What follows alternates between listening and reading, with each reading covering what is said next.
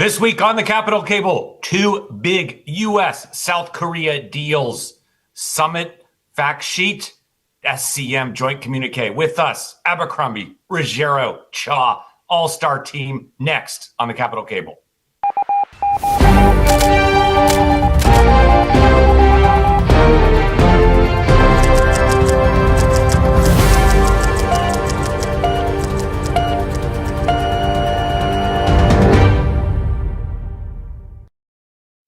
All right, good morning to those of you in D.C. Good evening to those of you in South Korea. Good day to those of you around the world. Welcome to the 125th installment of the CSIS Capitol Cable. I'm Mark Lippert, your host and moderator. This week on the Capitol Cable, two big U.S. ROK agreements, deals, bilateral communiques, whatever you want to call it. Lots to unpack there. And that's what we're going to do on this special episode of the CSIS Capitol Cable. With us, Cara Abercrombie, Anthony Ruggiero, Victor Cha. Let me introduce them one by one properly. We've got two new rookies to the CSIS Capitol Cable. Our draft order was high, so we got very high draft picks. But let me introduce them formally. First, to Cara Abercrombie, Senior Advisor at the Cohen Group. After a long and storied career in U.S. government service. Deputy Undersecretary of Defense for Policy, Assistant Secretary of Defense for Acquisition at the NSC, Deputy Assistant to the President and Coordinator for Defense Policy and Arms Control, career civil servant at DoD when I worked with her at the Pentagon, including DASD, the Deputy Assistant Secretary for Defense for South and Southeast Asia, a Senior Principal Director for East Asia, and of course, Special Assistant to then Secretary of Defense Chuck Hagel. I think also spent a little time at Carnegie in the think tank world, and has a BA from Dartmouth and a master's from Princeton. Cara, welcome to the show. Great to be here. All right, outstanding. All right, next up, the one, the only, Anthony Ruggiero. Everybody knows Anthony from his work, I think, at the Foundation for Defense of Democracies. But what I think is lesser known is his almost 2 decades of government service. He currently is a Senior Vice President at American Global Strategies. Let me go through his bio quickly. Deputy Assistant to the President for Counterproliferation and Biodefense. He also worked for Senator Rubio, worked at the Department of Treasury for terrorist financing, and the Department of State doing intelligence work as well. I mentioned his work at the Foundation for Defense of Democracy, where he's widely published and seen on many television shows, news outlets, all of that. His education credentials include National War College, Master of Science, University of Pittsburgh, Master of Arts, and a political science bachelor's from Duquesne University. Anthony, welcome to the show. Thanks for having me. All right, outstanding. Last but certainly not least, Victor Cha, President of all things geopolitics at CSIS, University Professor at Georgetown, Vice Dean Emeritus, Defense Policy Board under Biden, NSC under Bush, and rabid New York Giants fan. Victor, welcome back to the show. Thanks, Mark. It's good to be with you. How are the Giants doing? I mean, we got high draft picks today, Cara and Anthony. We did very well. Are the Giants now playing for draft picks next year? We will get high draft picks too. We have high draft picks today, and then next spring we'll have high draft picks again. All right, outstanding. All right, let's get into it, as they say. Deadly serious topic, lots to unpack here. And I think what we're going to do in this episode, and I was remiss in saying this, that we're going to spend a little more time on the security pieces of the relationship and North Korea implications. We've had a number of episodes on the trade and economics, not unimportant stuff, of course, but interestingly, for the first time, the security pieces have received perhaps scant attention, and we're here to draw those out in more detail today. That's precisely why we have Cara and Anthony with us. Their expertise dovetails with that topic well. All right, first question to Cara. Cara, let's go through from your DoD perspective. We've got these two deals. We've got two agreements. We've got this joint fact sheet that is pursuant to the summit between President Trump and Lee Jae Myung, President of the Republic of Korea. And of course, the SCM, Joint Communique. And for people who don't follow this closely, that's the annual meeting between the Minister of Defense in the Republic of Korea and the Secretary of War, I guess now, in the United States. And that basically a lot of, I would call, load-bearing work for the alliance gets done there. So, Cara, two big agreements in short succession, lots to unpack here. What jumped out at you? And again, welcome to the Capitol Cable. Thanks, Mark. Yeah, and I think, it's a little unprecedented that we had such big meetings in close proximity to one another. The Pentagon, Korea folks, Korea watchers live for the SCM every year. It is where you hammer out all the agreements with your ROK counterparts. And that's it's the culmination of everything you've been working for, often for years. But this time, the Joint Communique was delayed by a couple of weeks because we needed to see what was coming out of the head of state agreement as well. And so it was a really interesting 1-2 punch, if you will. And the Joint Communique really flowed from the meetings between the presidents. But all that being said, I think to your point earlier, there's actually quite a bit in the Joint Communique that is new and noteworthy and hasn't gotten much press attention yet, maybe because of the delay between the meetings and the release. So just three big takeaways for me. One is the Koreans pledged to spend to get to 3.5% of GDP on defense spending. That is significant. Korea was already a big spender in the defense space at about 2.3% GDP, but this is a notable departure from where they were just a few months ago. So this was a significant change in position, and one that obviously is really welcomed by the Trump administration. And they committed to spending $25 billion on U.S. defense equipment specifically. So this is something I know the administration was looking for, but is really beneficial to the alliance. But I think the biggest news coming out of the Joint Communique is the language on alliance modernization. This is a very, very significant change to how we have discussed the alliance in the past. It got a little press play, but I'm just going to actually quote the communique. The ROK, they say, will assume the leading role in the defense of the Korean Peninsula. That is huge. And effectively, it's effectively saying that the U.S. And Korea combined are going to enhance the conventional deterrence on the peninsula, but they're also posturing, and this is more the U.S., against all regional threats to the alliance, including the DPRK. So the fact that you're articulating really for the first time that the U.S. presence on the peninsula has a deterrent effect elsewhere is significant. It's also just a significant recognition of burden sharing, a change in the burden sharing dynamics, where the ROK is effectively saying we will step up our conventional capabilities so that we are the primary deterrent on the peninsula. And we recognize that the U.S. will maintain a presence here, a posture to support that deterrence, but the U.S. conventional forces are also deterring other threats. And we can discuss that further. The third thing, just again, language on OPCON transfer, and we can talk about what that means. I'm sure the audience is familiar with that, but we've been discussing for more than a decade now the eventual transfer of a command role from a U.S. lead to a Korean lead in conflict. So what you see in this Joint Communique for the first time is, number one, articulating that they aim to hit the second phase of a 3-phase process next year. So that's putting a marker down, but also that they're going to build out a roadmap of what capabilities what milestones need to be met. So this is conditions based. We've agreed all along, you can't make the OPCON transition until Republic of Korean forces have the right capabilities. It looks like they're now going to work towards spelling that out in more specificity. So. All right, outstanding. Thanks, Cara. Just a couple quick follow-ups to you, and then I'll turn to Anthony.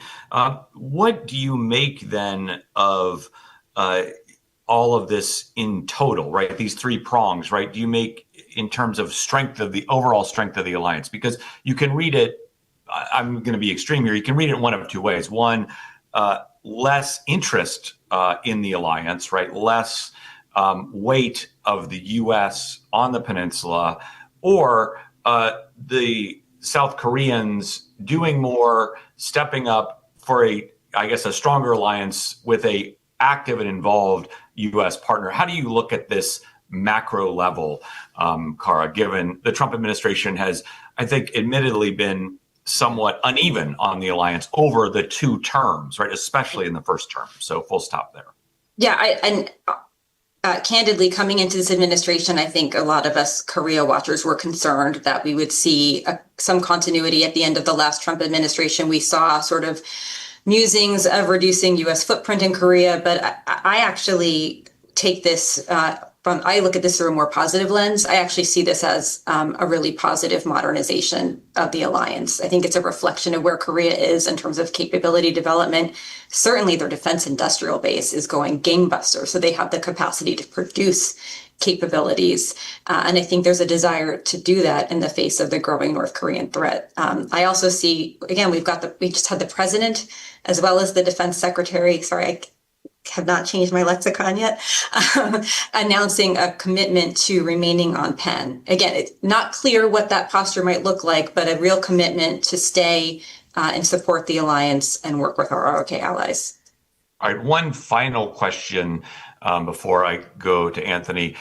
The defense industrial base, you've worked in and around this, given your tenure as assistant secretary for acquisition. You were in charge of this little known university within DoD that is proximate to this question. So you have deep expertise here. That's what I'm getting at. There was a lot here to unpack on the defense industrial base as well. And you also have an acknowledgement, I think what I found interesting, that the legal framework and the institutions of the alliance need to work. There are serious impediments that often prevent or hinder them from working closely. Your thoughts on the defense industrial base cooperation question in these two agreement statements?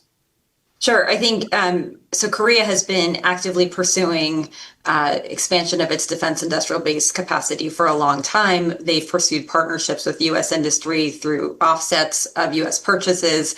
And I think U.S. industry typically has entered into these both interested in the partnership, but with a little trepidation that if Korea gets too good, we're going to be competitors. So I think number one, I think what we're seeing in the wake of Russia's invasion of Ukraine is opportunity for win-win cooperation here. The defense industrial base capacity across the globe is insufficient amongst our democratic allies and partners. So it's a tremendous resource for all of our partners, our allies in Europe, that Korea can offer supply in their time of need. So I think in terms of that cooperation, just basic conventional military cooperation, huge opportunity. But we do get into some tech transfer issues repeatedly. And that is, again, a question of competition. And so we've got to work U.S. government and industry hand in glove to see what makes the most sense. And on the shipbuilding side, obviously, the U.S. Navy and a lot of officials have said for some time the alliance should be capitalizing on Korea's strength here, which is tremendous shipbuilding capacity. You yourself has said this, Mr. Ambassador. It's a huge resource, but legally, U.S. warships have to be constructed in the United States. So, all right. Yeah. No, keep going. That's outstanding. First, I'm just honored to be quoted back. I've said a lot of things that I regret. Rarely are things prescient, so thank you for that. All right. Outstanding, Cara. And just one final comment for me. What's interesting here is you've kind of got, I'm going to oversimplify it, some mirror imaging on the civilian critical technologies here. You have Korean firms kind of worried about tech transfer and workforce and competition. On the defense industrial base here, you've got the U.S. side, and the two are sort of coming together in a very interesting way that I think, as a former British High Commissioner with my boss said, watch that space. I think pretty interesting stuff there as well. Yeah, I think opportunity for win-win, but the domestic policy frictions are real, and the domestic national security considerations are real. Yeah, absolutely. Outstanding. All right. Anthony, over to you. Next up in the batting order here. I'm going to come back to Cara's comments about the regional nature of some of the comments in the communique and the fact sheet, and really hand it to your expertise. First, DPRK, interesting stuff here. The North blasted, I think, the joint statement, right? Number one. And number two, you have implications with China vis-a-vis this more regional role. your takeaways, Anthony, obviously comment on anything else you want on what Cara said, but your takeaways on kind of these North Korea / regional security implications coming out of these two big meetings. Yeah, it's great to be here. As I said, it was interesting to hear Cara say what was sort of top on my list is the contrast with Trump 1.0, right? Where, the Trump administration and Trump himself, questioning South Korea's defense commitments. And then, when he was in negotiations, which I'm sure we'll talk about with Kim Jong-un, canceling exercises and the like. So that's a definite contrast, at least for right now. We'll see how the rest of the Trump 2.0 term goes. On North Korea, same. I was looking at the comments and, certainly this is serious business, but, I couldn't help but laugh when they talk about, this deal now is going to start an arms race in the region. And then I think the other comment, they said something like a nuclear domino phenomenon, as if, as Victor as all of us know, but especially Victor, having been deep in those negotiations, it's not as if we've been dealing with the North Korean nuclear weapons program, at least since the Clinton administration. So, of course, North Korea trying to make the point that, this is what's going to set it off when they're the ones with the, according to the UN, an illegal nuclear weapons program. And that's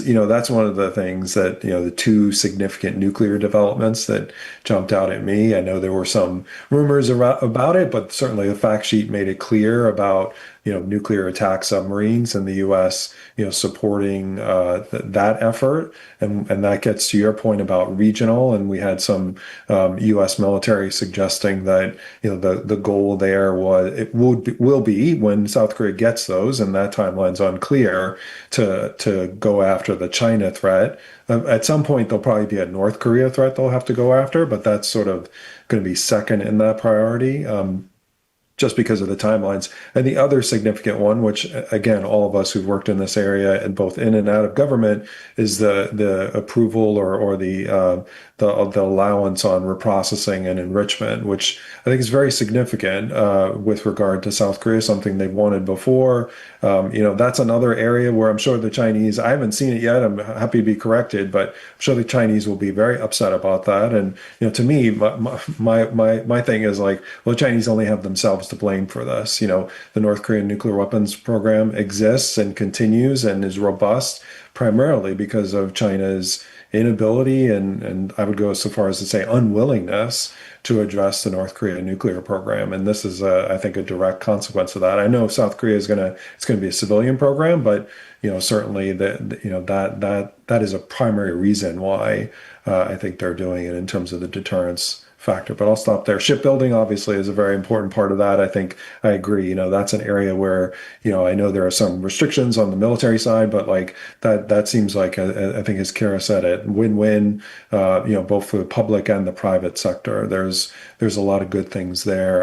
And certainly we'll have to have additional negotiations, but hopefully that'll move forward in this administration. All right, Elton, let me come back a little bit on the reprocessing and enrichment question. This is a heart of your expertise, number one. And number two, as you mentioned, I just want to tease it out a bit. There's a long history here, right? And it's very consequential history and very interesting, right? There's the 1, 2, 3 agreement that still governs the U.S. ROK civil nuclear relationship, for lack of a better term, that basically you could say in 2015 punted the question, right, on reprocessing and enrichment, basically subjected to a bilateral working group and a fuel cycle study, right? And this language in the statement is pretty strong and pretty forward leaning. Can you talk us through some of the implications for this? Just give us a little more color around this really important question. Yeah, I would to me, the reason I link those two because they are going to be necessarily related. So, there's going to be a lot of questions about, on the submarine side, where the fuel comes from and what kind of commitments the South Koreans will have to provide. There'll be a lot of bilateral discussions, negotiations between the U.S. and South Korea, both on the submarine side and enrichment and reprocessing, what kind of controls will be in place, what kind of stringent inspections there'll likely be, as we saw saw with AUKUS, the Australians had to make a very public statement about not developing nuclear weapons. That will have to come from South Korea. We might have to have every South Korean president potentially reinforce that. Just to be sure. And then there's going to be, again, on both sides, the submarines and the enrichment and reprocessing, there'll be negotiations with the International Atomic Energy Agency. So the timelines, and then there's questions, especially on the enrichment side, where is that enrichment going to come from? And then on the reprocessing side, where are some of these materials going to come from? And that may require South Korea to have negotiations with other countries and the restrictions that are in place for those. So this is not a short term. And then I know Victor and his team have done a lot of work on the public comments about wanting to develop nuclear weapons. That's not a great thing when you're trying to convince people that you're doing enrichment or reprocessing for civilian reasons, and you're now going to have nuclear attack submarines. So that's going to require, perhaps, and given their history, more of a forward-leaning public statements about not developing nuclear weapons and not and subjecting to more stringent inspections to ensure that that's not happening. Okay, very interesting stuff there. Let me ask one final question, put a bow on this. It's been in and around your statements. You've got this North Korea question, right? And related back to, obviously, the early 90s agreement to denuclearize the peninsula between the two Koreas, all of that. You've got implications there. In the same, breath, in these statements, you've got the endorsement of the 4 pillars of the 2018 Singapore summit, which is transformation of the US-DPRK relationship, the stable peace on the peninsula, denuclearization, and POW MIA remains. How do you square those circles, Anthony? Or what do you think those are squareable? Or do you think the South Koreans are just undertaking prudent defense and deterrent mechanisms in order to put themselves into a better position? How do you think about those two strains of thought, which I wouldn't say are in conflict with each other, but can be seen as having a healthy tension or a tension between the two? Yeah, I think at this point, President Trump wants to meet with Kim Jong-un again. He did what he did the last time. I think he was in the region at the end of his first term and, made the comments about, well, I'll be there, let's meet up. Yes, it seems like the North Koreans have no real interest right now in meeting with President Trump. In terms of denuclearization, I think that's certainly a very long-term possibility. I think the defense and the deterrence is really where it's at with the U.S., ROK, and Japan trilateral discussions, and then bilateral with each of them. One of the things that's going to have to occur is either the Ukraine war will be solved, and then some kind of negotiations there. No, it's not a Ukraine podcast, but North Korea is very intimately involved in that, and I think the alliances, if they're not already, needs to think through what is North Korea learning from being on the ground inside Ukraine about war fighting and modern warfare fighting, and how do you try and peel North Korea away from Russia too, because Russia is essentially going over the lines that traditionally we thought they would not cross over on nonproliferation, both with Iran and North Korea. And so I think that both of those are going to have implications for both South Korea and Japan going forward. All right, outstanding. Victor, over to you. This is the time where I ask you a question. You don't answer it. You just sort of riff. So we'll just pretend we're in a jazz quartet here, and we'll just let you riff. So what's on your mind today? So I want to agree with everything that Cara said. Like, what I saw new in the statement was, they put down a marker on OPCON transition, 3.5% defense spending, shipbuilding, and in particular, I think it was in the fact sheet, there was a line in there that said something about commercial ships and combat-ready U.S. military vessels with the potential to be built in Korea, right? That's like not that new with an asterisk exclamation point. As Cara said, there's a lot that would need to be done for that to happen. Obviously on submarines, enrichment, and then really, I think in so many words, but basically, a positive, mutual bilateral positive affirmation on the idea of strategic flexibility, right? I think that became clear out of this. The on the thing and the regional reactions, I think this was such a surprise for everybody, including everybody back in Washington, D.C. And it was probably a surprise for Xi Jinping as well. He probably had no idea it was coming, and they did their bilateral meeting in Korea, right? Korea and Lee, and didn't.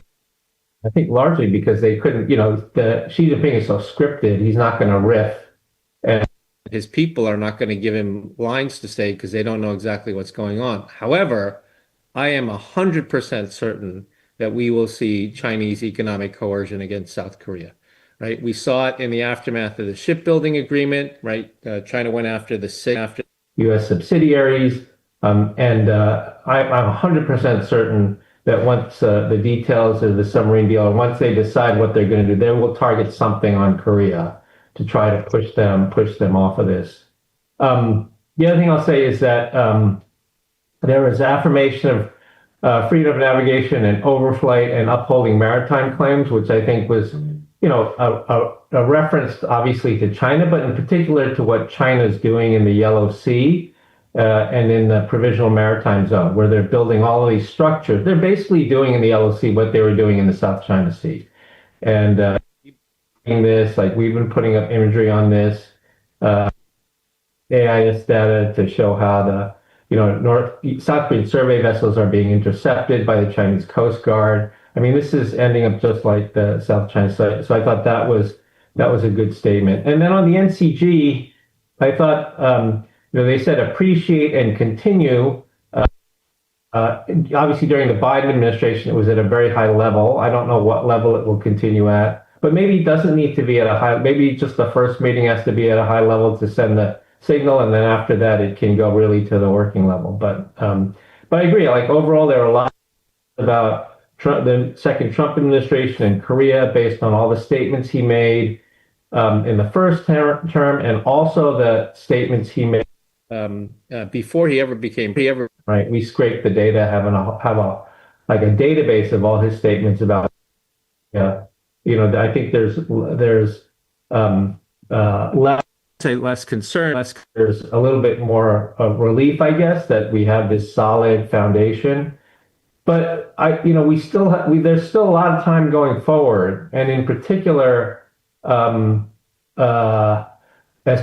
this is all set to frame the alliance in terms of a big modernization effort, and part of that big modernization effort to be a regional alliance and not just one on Penn necessarily means you don't need that many ground troops on the peninsula. So I would not rule that out. Some change in the force posture on the peninsula in the next 3 years. Right. Okay. Thanks, Victor. There. Yeah. Just a comment, one quick follow up, and then over to Cara, who has a two finger on NCG. The comment is you on the end strength. You've got this question of, just to note for the audience, you've got this question of 3,000 to 4,000 ground troops moving off the peninsula to Guam. That's just for background. That's an interesting one because Guam is it's far, right? So anyway, that'll be an interesting question to watch. The question for you, the follow-up is the economic coercion. I just want to stay on that for a second. I mean, I have to say that it looks like the economic coercion, the Chinese policy largely backfired with the South Koreans, right? It drove popular opinion of China down. The South Koreans went ahead and did what they're going to do anyway, and it didn't provide. Now, this is proof positive that even with a progressive government, it didn't stop the South Korean government from making choices that are squarely in their national security interests, even if it potentially offends the Chinese, right? So comment there. No, I think that's absolutely right. And you got to credit the Lee government for doing that, right? Making very pragmatic decisions.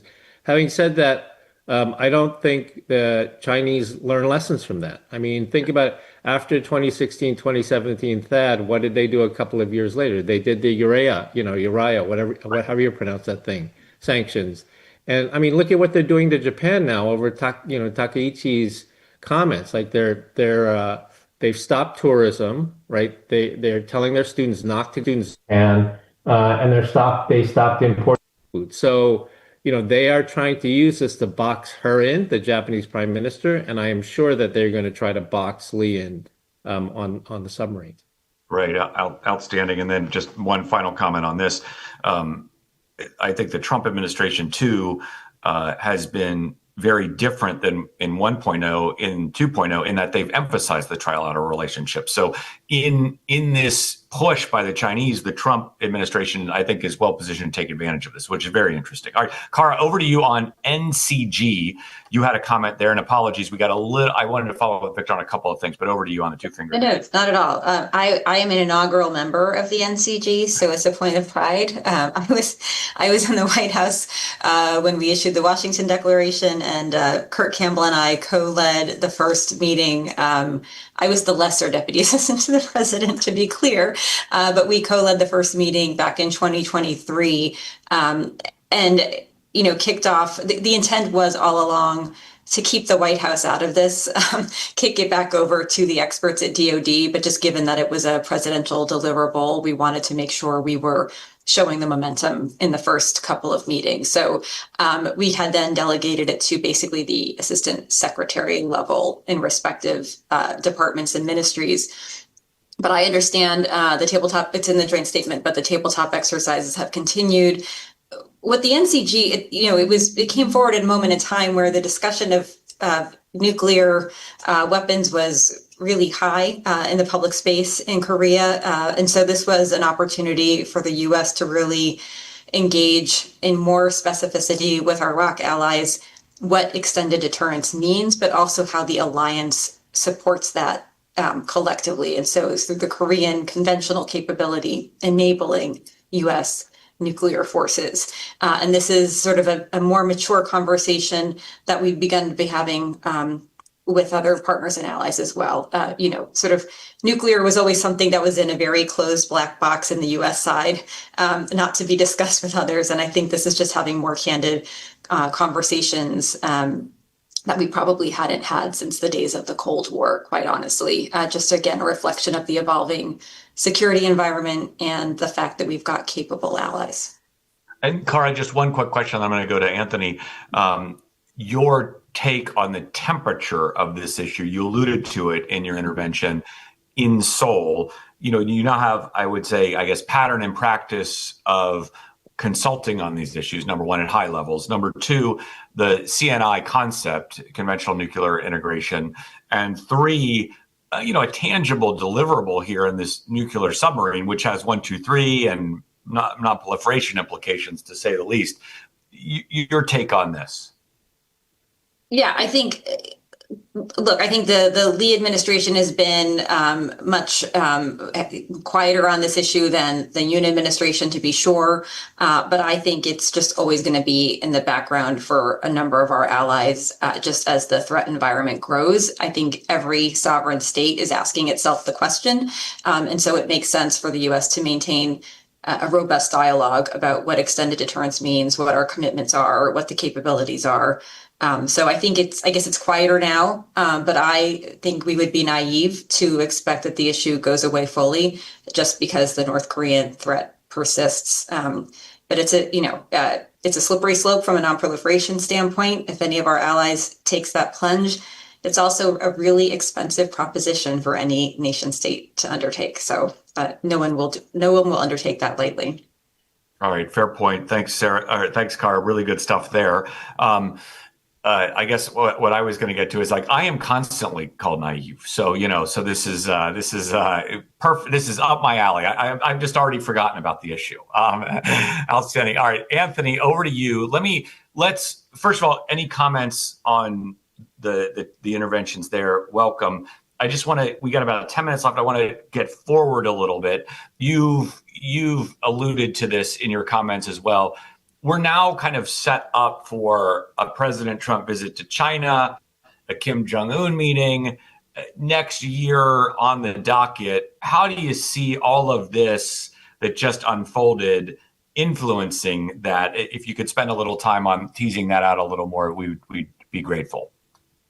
Sure, and not to be doom and gloom on the nuclear side. Nuclear is on the ascendancy, unfortunately, right? I mean, I've said before, last 30 years we've tried to prevent Iran and North Korea and India and Pakistan and others from getting nuclear weapons, and I think as Cara suggested, which now we're looking at our allies and partners and their reliance on the nuclear, the U.S. deterrence. For the nuclear on the nuclear side, we have China expanding their nuclear weapons to at least 1,000 by 2030. We have Russia, and the New START treaty will likely end, even though it's not really being implemented right now. And so you have all of those pressures on the U.S. and what does that do for allies in this region, like South Korea and Japan, and also Taiwan. And then yesterday with MBS in town for Saudi Arabia, they've wanted an enrichment program.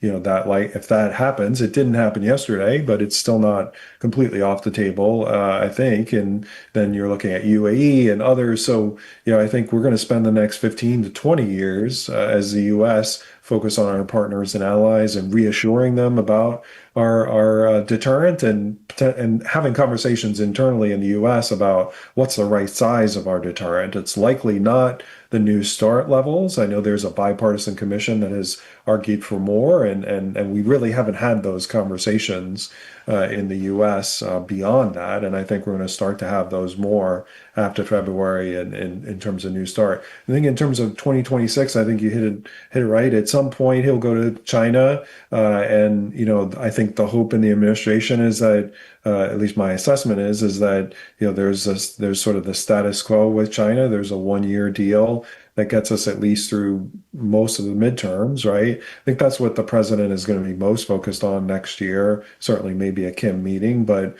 focused domestically, focused on the economy, focused on, he'll retain the Senate just because of the numbers, I think. But the House is going to be where the competition is. And, losing the House next year, has implications for his presidency in 2027 and 2028. And so I think he's not on the ballot, but he has an incentive to ensure that he retains a unified government. So that's, I think, where not that foreign policy won't be, but I think it'll be less of a little bit less in the headlines than it has been here in his first year, in his first term. All right, Outstanding. There's one quick follow-up. What do you expect early days if a Kim Jong-un meeting comes off?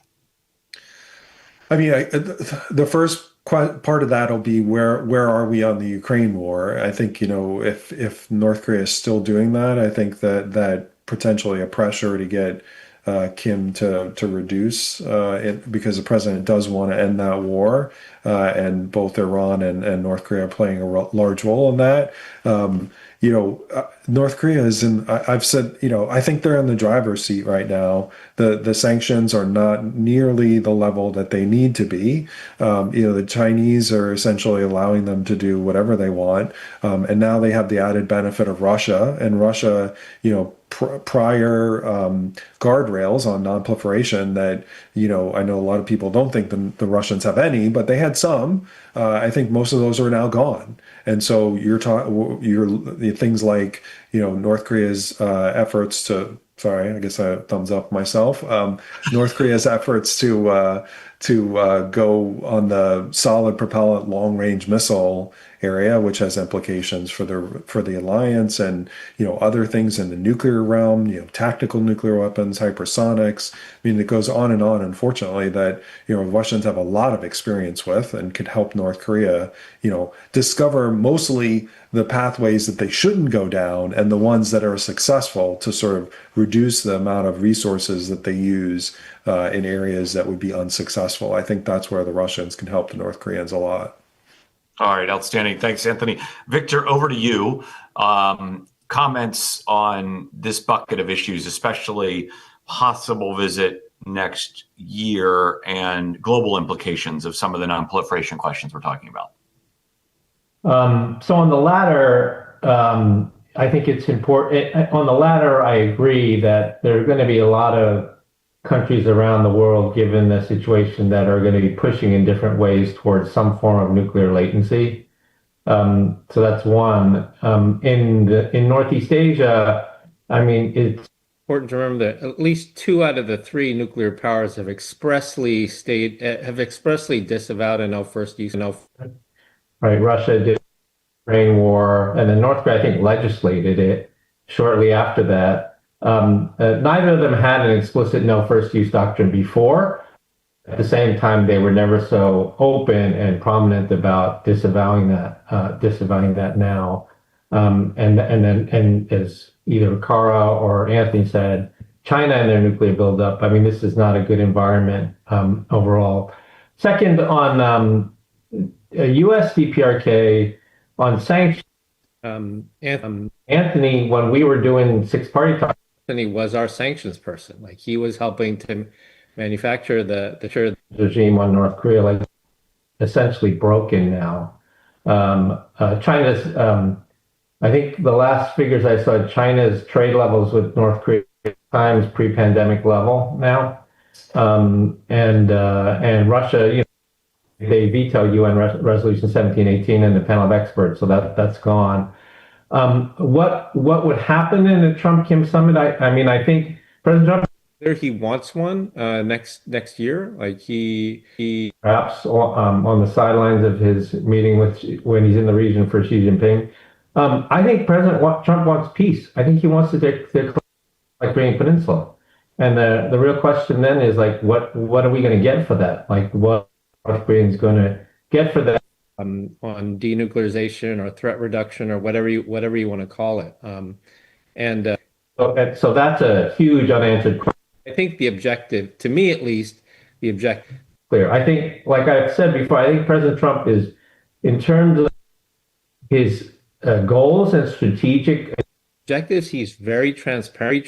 How he gets there is completely unpredictable. And so in this case, I think the objective is clear. He wants to be able to declare peace and end the Korean War. But what he's willing to do that happen is unclear. Okay, one final follow-up here. I'm going to shift topic, and then we're going to give everybody a final word here. Victor, one other thing that we've not said, but I think it's just worth getting on for the record: the trade and investment deals. Right, we seem to have emerging stability in the trade relationship, right? And to use Peter Harrell's term, we've moved from kind of an FTA type construct to a contract-based construct. And the contract at least seems to be in effect for 6, 9, 12 months. Your thoughts on the trade piece and how that feeds into the broader alliance? Yeah, I mean, it took a long time, but I thought the agreement on paper that was reached was really quite comprehensive. I mean, talking to all sides, it kind of addressed, certainly the concerns that the South Koreans had about the terms of the initial $350 billion commitment, the specifics of which had not been detailed yet. But it also addressed a lot of the longstanding concerns on the U.S. side and U.S. businesses with regard to things that were happening even under the previous Chorus FTA agreement that the South Koreans were doing to U.S. companies. So I thought in that sense it was very good. Obviously, the big question will be the MOU on the investment part of this deal, the $350 billion. What are the investments that are going to be made? Which companies did they came out with a sheet like Japan did, right? That lists companies and the sectors. So that's all very positive, I think. And I think it was a big, I don't want to say concession, but it was a very important thing that the United States did to agree to have this doled out in $20 billion increments per year, right? Because that was what made it possible for the Koreans to carry out this $350 billion commitment. They may never get the $350 billion, but the $20 billion a year was critical, as well as the clause on avoiding foreign exchange instability. So overall, I think, considering where we were, like the day before, as we were going to Gyeongju, considering where this was, they really managed to snatch victory from the jaws of defeat. Yeah, that's very fair. I think the next piece of this in terms of implementation to watch is there an MOU that comes out, and does the MOU talk about the commercial viability of the projects, right? I think that's critical too, right? So we'll see what's next. All right, great stuff there, Victor. Final words, Cara, final thoughts to you in terms of big defense, security, non-proliferation issues. You've done it all. Your thoughts here on this episode. Look, I think actually looking domestically, the recent announcements coming out of the Defense Department on acquisition reform are going to have impacts on how we also do defense trade with our allies and partners. So watch that space. I think it could have positive influence. And also happy Thanksgiving to everybody. All right, Allison. Well, before you go, what give us a little specifics here on your final thoughts were almost too short. How did the acquisition reforms help our allies and partners? I mean, the goal is to reduce contracting timelines, which are often a long lead time. There was also trying to streamline some of the technology review processes by providing greater clarity. What has to go gov to gov? What can go direct commercial sales? Direct commercial sales are almost always faster. So could have positive impacts for our allies and partners. All right, outstanding. Thanks. Happy Thanksgiving to you too, as Thanks. well, Cara. All right, Anthony, final words to you. Well, I know we alluded to it a couple of times, the trilateral relationship. I think this administration embracing that. I think the previous, Biden administration deserves credit for that as well. And, I think that's going to be an important part as we looking more toward, Xi Jinping had his rally with Putin and Kim and all these others, on our side, the US side, we have the democracies, we have the free world, and the South Koreans essentially making a choice and being in that category and not as much in the China category. And then, as we talked a lot about the non-proliferation implications, I think there might be a tendency that seeing this in a White House fact sheet, and I know Trump does things in Trump time, and certainly things will be a lot quicker. And as we all know, having worked in various jobs, that fact sheet allows the rest of the government to start those negotiations. But as we talked about, these are going to be medium term potentially timelines on some of the nuclear stuff. And I think the South Koreans are going to have to make public commitments to make sure everyone's comfortable with the direction they're going in. And also happy Thanksgiving. I don't want to turn on the thumbs up again with my movement, my Italian movement. I'm giving you a thumbs up for your performance here today, Anthony. So no, I'm patting myself on the back too. So there you go. All right, outstanding. Happy Thanksgiving. Thanks for being on the Capitol Cable. Victor, final thought to you. Just to echo the point about trilateral, I think Korea and Japan are now they're both going to be under economic pressure from China. Takaichi for her statements, South Korea because of sub things. And so I think I would like to see them work together more. I would like to see the South Korean government make some sort of statement condemning what the Chinese have said about Takaichi and the economic pressure they're putting on Japan. I mean, it would be novel and very, very to see something along those lines. I mean that was the main thing that I wanted to say. So, and happy Thanksgiving to everybody as well. All right, gavel down on episode 125. Cara Abercrombie, Anthony Ruggiero, Victor Cha, outstanding work, and happy Thanksgiving to everybody else. Just a reminder, the KBO season is just 4 to 5 short months away, and we're going to be looking forward to that. All right, everybody. So everybody, thanks again. Happy Thanksgiving. We'll see everybody in a couple of weeks. Bye-bye.